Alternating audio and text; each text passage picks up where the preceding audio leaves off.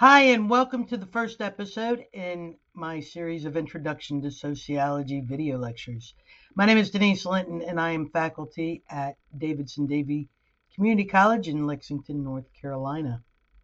And so we're going to begin in the first episode. I want to introduce you to what exactly is sociology and how did it come about, and some of the major players who had a big part in creating sociology. So let's talk about what is the definition of sociology. It is the systematic study of behaviors and interactions of people in society. What does that mean? Systematic. There's a certain way to study society. And it's kind of right there in the name. Ology is study, socio is society. And that's a wonderful thing. As we move about, you'll start to see that in sociology, many of the definitions or meanings are right there in the word. So it makes it a little bit more simple. So you can't just walk in and as you're standing in line at McDonald's and you see one person come up and they're wearing blue and you hear them and they order a McChicken sandwich. And then couple people later, another person comes up in blue and they order a McChicken sandwich. And then a third person in blue is ordering a McChicken sandwich. And you can't go, oh, well, everybody who wears blue orders chicken sandwiches and nothing else. Well, that could be a sociological question, which we'll be talking about in research methods. However, you can't just say based on three people. There needs to be more in it. There has to be a system. And so prior to sociology coming about, we did have psychology. Now, the difference is psychology studies, and I kind of put this in a very simplistic way, it studies what we do and why we do and how we think based on the brain or nature. Sociology is why do we do the things that we do? Why do we believe in the things that we do? Why do we have the interactions we have based on nurture, our interactions? It's kind of from society. And so that's just a basic, real simple explanation of the two. Now, they are both social sciences and they still study people in society, but sociology functions more on society and not on the individuals. And so let's look at society. It used to be a hunter-gatherer society. We had agriculture. People were out on their farms. You had people who were making horseshoes. They could do really well with blacksmithing. And you had people who could make clothes and watches and shoes. And they were kind of focused on their own thing. And then came the invention of the steam engine in a period what we call the Industrial Revolution. And so during the Industrial Revolution, people were leaving agriculture because, I mean, it was hard. Let's be honest. Uh, you think about weather and hurricanes and floods, and it could wipe out your crops. All your cows could die. There were a lot of things that were going on. And when the factories were built, people were coming in from all over. They were bringing with them their culture, their values, their beliefs. We talk about that in the third episode. And coming into cities, and they were building up and they were working together. Well, there was a French, we're going to call him a father of sociology, and that's because that's what he is, started to look at all the things that were happening, especially around him, with all these people coming in and the Industrial Revolution. And he started to see what was called social problems. There were conflicts, there were issues. You get people with different cultures and beliefs and values, you're going to have arguments. And so he started to observe that there were a lot of social problems. And he began to think, can we study people and their interactions kind of like psychology, and can we do it in a way that we follow a formula, kind of like math? And he created what was called positivism. And this is just that systematic way of studying society.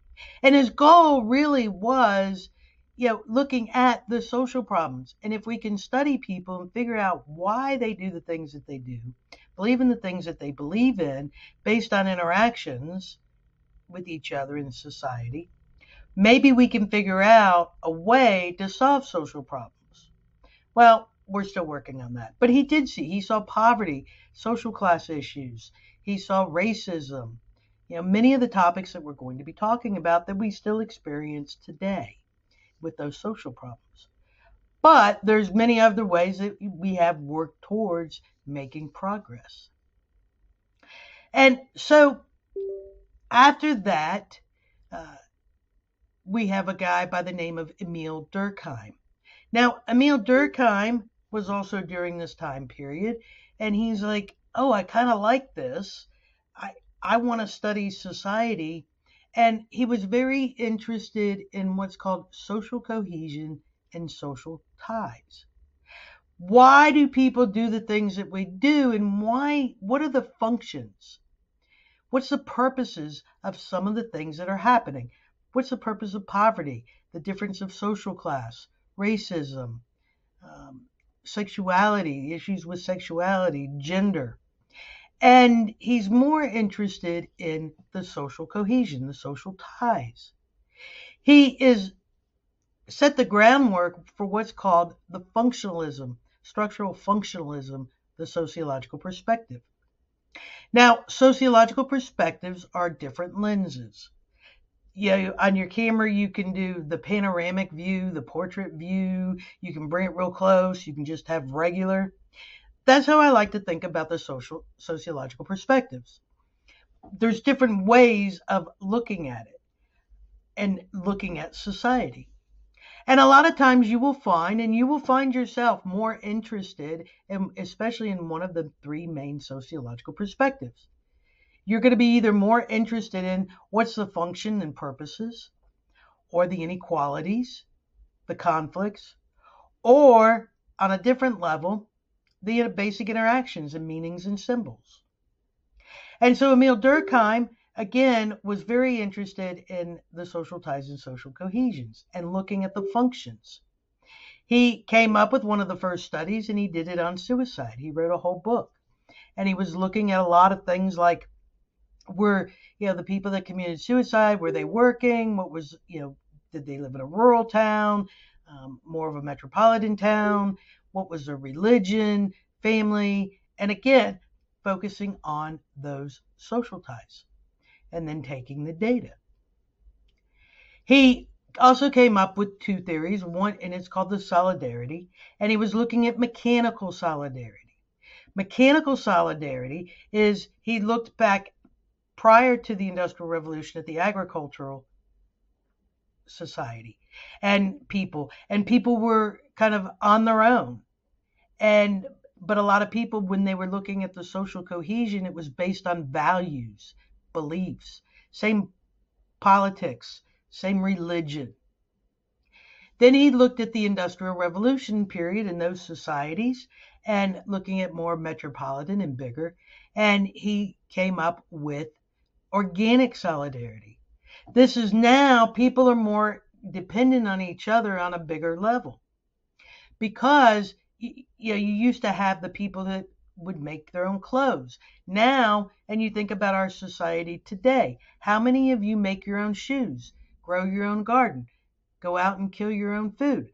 You're reliant on other institutions. And this is what he calls organic solidarity. You need those ties. Now, at the same time, we have a guy by the name of Karl Marx. Now, you're going to hear Karl Marx a lot. Same with all of the sociologists I'll be talking about. But Karl Marx was not a sociologist. He just gave us the great foundation for what's called the conflict theory sociological perspective.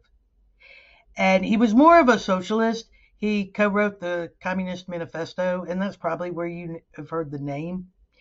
But he became very interested in looking at society as people were coming into the factories, and you had the bourgeoisies, the rich, and the proletariats, the poor, and how social class started to come out. And he was very big on these inequalities because he felt like everybody should be paid the same, everybody should make the same, and all should be equal, which is what socialism is. And all that everybody's needs are basic needs are met. And as he's looking at society, he's like, no, there's way too much conflict. We have this false consciousness. The proletariats, the workers, have no idea that they're being exploited. They're getting paid $1 to make this product, we'll say shoes, and the bourgeoisie are, when it's all said and done and they sell it, they're making $99 for it. And Karl Marx was just, you'll find him and you'll hear a lot of his views throughout the topics. But he is the founding father of conflict theory. Now, Max Weber was a German sociologist, and he took a lot of what Karl Marx was talking about, that foundation for conflict theory, and then began to apply it to many other different areas: culture, work in the economy, social class, groups, bureaucracy. And a couple of his theories that you'll hear throughout are status and consistency in social class, and the iron cage during groups. And so you'll hear about him a little bit more.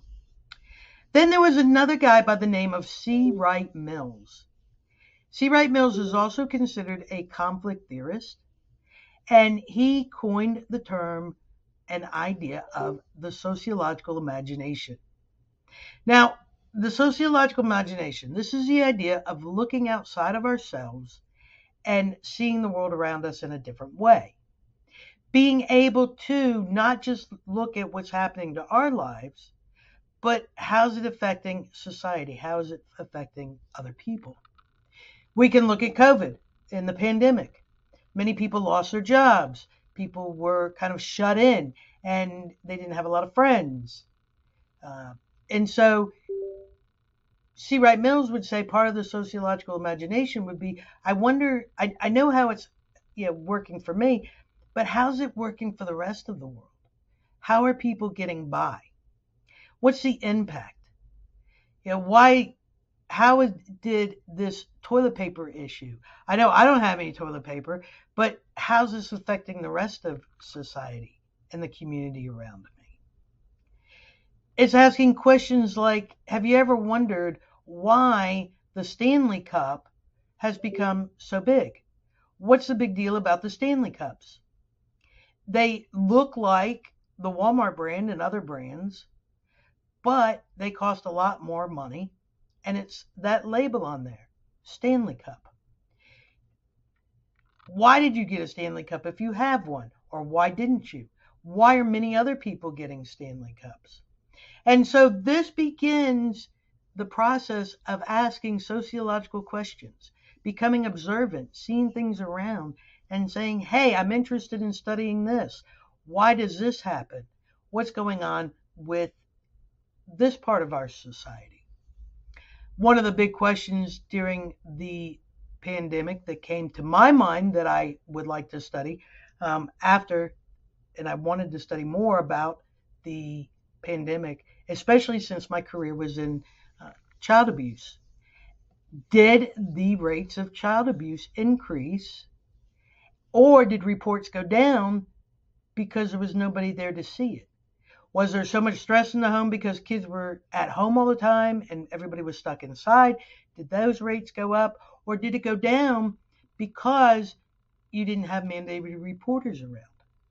And so asking this sociological question, and then we'll get into research methods of how, next episode on how to study that.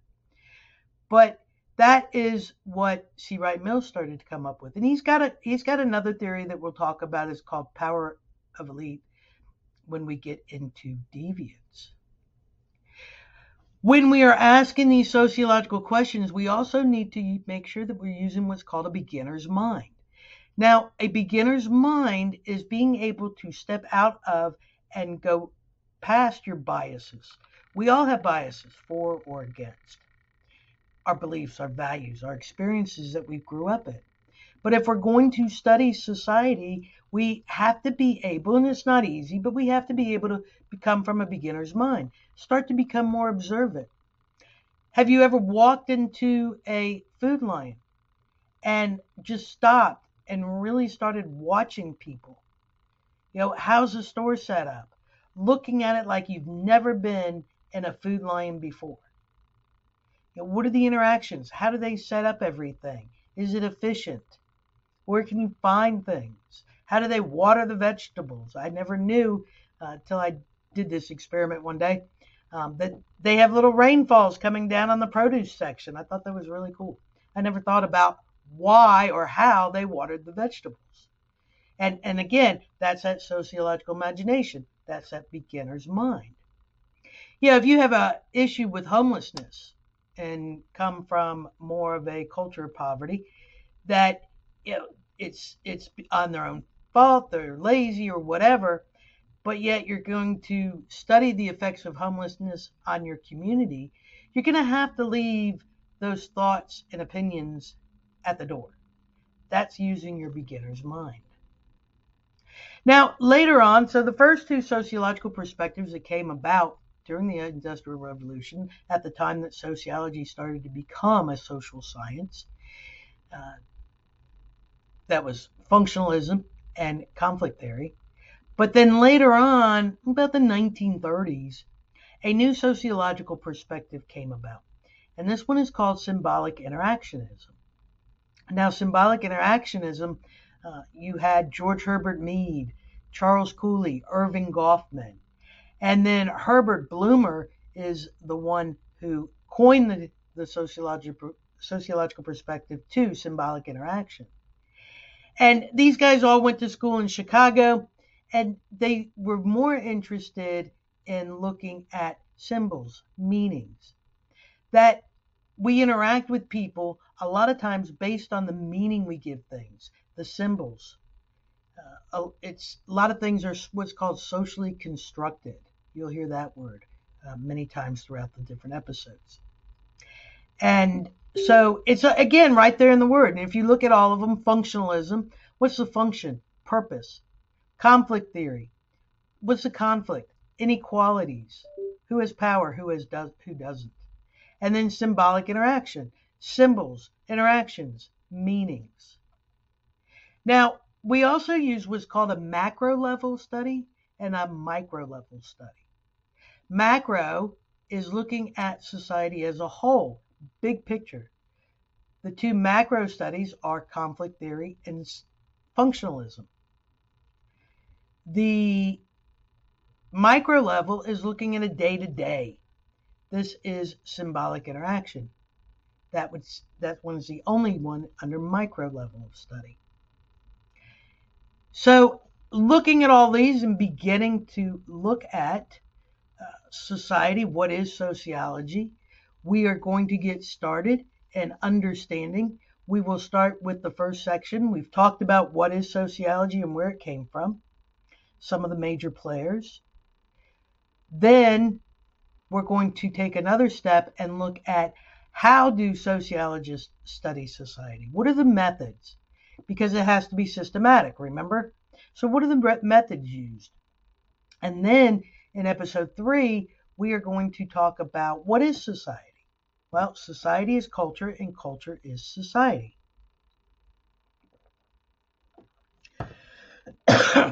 So that will be part 1. I always end my videos with, if you need me, you need more information, please don't hesitate to email me, and I will see you in the next episode.